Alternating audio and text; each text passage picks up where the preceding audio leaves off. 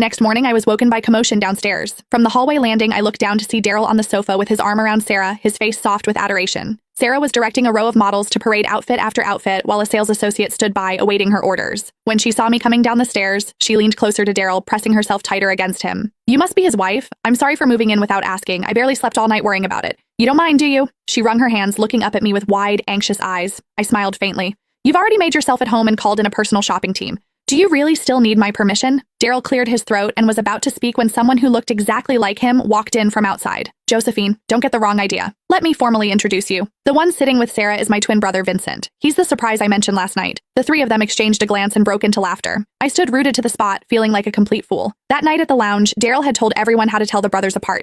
Vincent had a tiny mole at his hairline, nearly invisible unless you looked closely. Daryl didn't. So I knew with absolute certainty, the man sitting with Sarah right now was Daryl. Vincent is the most important family I have. His work was classified, so he couldn't appear publicly before. That's the only reason I never told you. Vincent stepped forward and took my hand.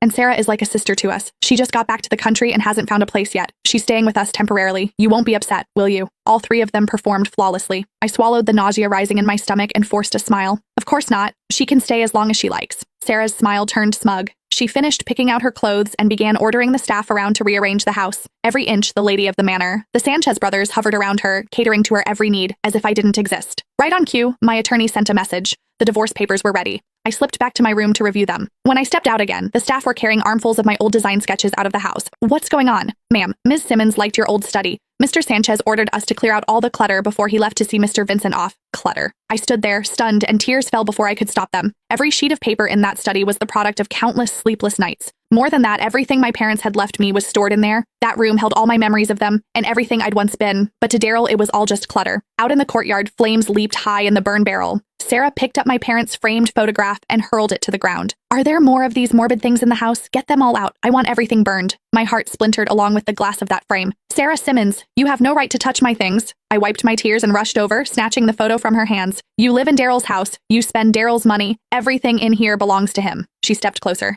"As long as he allows it, who are you to say no? Give it back." I shielded the photo against my body and twisted away from her reach. Sarah glared at me with pure venom, but the corner of her mouth curled into a vicious smile. "Ah!"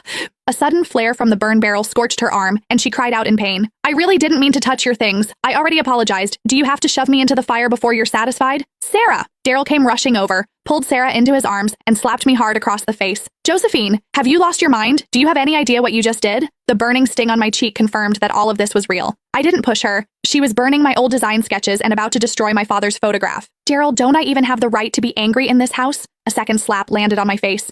Then the photo was ripped from my hands and tossed into the flames.